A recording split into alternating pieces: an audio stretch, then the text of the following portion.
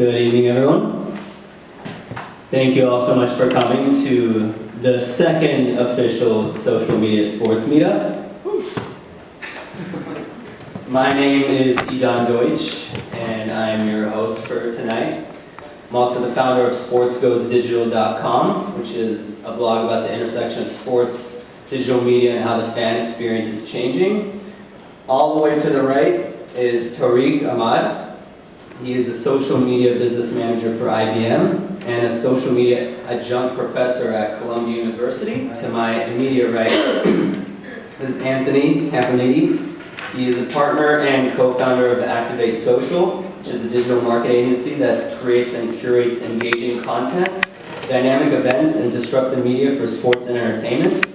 His client work includes notable brands such as Red Bull, Comcast Sports, United Airlines, and the Brooklyn Nets, among others. Most recently, he has helped incubate #Sports, which is a leading daily resource for digital marketers interested in sports, social, and tech, as well as FanScore, which is a social loyalty and rewards platform. And to his right, we have Don Povia. He's the director of sports and entertainment for Carrot Creative, which is a full-service social media agency in Brooklyn. He's also founder of the digital sports media conference series called Blogs with Balls. So. Don has worked as a consultant with a diverse group of clients that include startups, digital native publishing platforms, and high-profile personalities and athletes. Initiatives he's conceptualized and spearheaded through include Victor Oladipo's 2013 NBA Draft Google Glass Adornment, Subway's Blake Griffin Dunk Yourself app, and P&G's Blogger Fantasy League. So we hear a lot about social media and digital media and activation, and people are saying, wow, this is pretty common among higher executives or C-suite, basically, like they're talking to their social media team saying like, oh wow, that's great, we have 1 million likes on Facebook, or we have 200,000 Twitter followers. What's my ROI on that? Am I bringing people to the games? Am I making money off of this? So the question is, what kind of, are there any really downsides, or what are some of the challenges that you see in order, to make sure that sponsorship and digital social media is being activated properly? What are some challenges that either you've experienced or that are out in the market that are hindering this? In terms of measurement of social media, people are finally letting go of just thinking in terms of ROI, right? I mean, there is a reality to, now that we've gotten beyond just the size of things, to the actual in-event engagement, to the in-season engagement, whatever it may be, and also juxtaposition that against television, which, let's be honest, everybody knows Nielsen is one of the most flawed systems in the world. So how much can you actually gauge in terms of ROI? I think people understand that. Thinking about the Super Bowl and these big sporting events where you need a brand, you're a brand, you need to have a presence there. I was talking with an NBA team, and he was talking about doing some advertising around like a specific game, and he was talking about, oh, well, we'll give you like the board and this and that, and oh, when are you going to do that? Oh, during one of the timeouts. I'm like, great. So when the cheerleaders out there, the hot dog guys shooting hot dogs out of his gun and all that, like, how do you concentrate? It's like Times Square. You can't do that. So, the Super Bowl, I always use that example, is that you really need to do something disruptive. I can't say disruptive enough, is that you can't do a Twitter campaign or a Facebook campaign. You have to have a bigger campaign and use them as your channels or as your outlets to get that message off. But you need to cut through the clutter, or you're just wasting everybody's money. Or, again, doing that disservice to the client, pat it on the head, hey, we were at Super Bowl and we reached X amount of people. Yeah, but how many really heard your message? The display of tweets on, during a show or whatever you're watching is the most annoyingly stupid thing of all time. It has nothing to do with anything. Nobody gives a shit, and it's distracting. Yes. Right, so that's the worst. Now, to your point of curation, I think one of the things, and this touches on privacy and bigger picture things, right? The reality is we all want to fight privacy and protection of the things that we're saying and what's being tracked, but the reality is, when we say curation, there is no massive artificial intelligence that has, in terms of now even perfected curation, it requires a human touch. So there are scalability issues, but I think that that's a key component to it.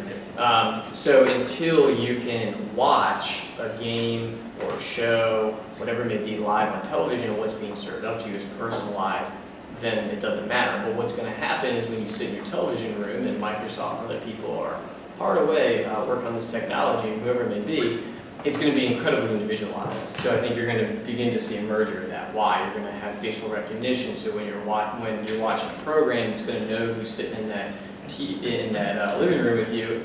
It's going to happen. You can't fight it. And there'll be 5 or 6 people, and they know Edon's there, and they'll know that Tariq's there, and then all of a sudden you can start serving up very personalized social media content. And I think that then it becomes a much more viable advertising medium and sponsorship. We're going to go on to Vine, which came out earlier this year, which is a 6-second video clip of anything you want to take through your phone that will automatically be sent through Twitter. If anyone follows any either teams or athletes or individuals on Vine, some of them are really, really creative. They've done a lot of good things. So the question is, what sponsorships have you seen tied into Vine? Is there a potential for that? I mean, really, in essence, it is a 6-second video clip. However, what is the potential for teams or athletes? I have personally, as someone who creates content, I've had Vines go viral, and it would not have been possible if that technology, like I was at the Harvey Strasburg Nats-Mets game on April 19th when they announced that the Boston Marathon bomber had been arrested. So of course they made the announcement on the scoreboard, and the crowd, as every American does, starts chanting USA, USA, because that's how people at sporting events react to news of that kind. My phone is always attached to my hand. I immediately opened Vine. I grabbed 6 seconds of panning Citi Field from where I was sitting up in the upper deck, posted it. Within 20 minutes, I was getting tweets from Big League Stew, Deadspin. They had embedded my Vine in here's how Citi Field, and get a tweet later that night from SportsCenter. Can we use your Vine in our montage of how the sports world? That's like you calling out the Yankees. I've had a good year of going viral. No, I've had a good viral year. But to me, that was the eye-opening, game-changer moment, because I had it online within a minute of it happening. And I think that's where, even though it wasn't artful, it wasn't creative, it was just capturing that moment. And I think that it can be used not just as a consumer, but I think it can be used by anyone in that moment.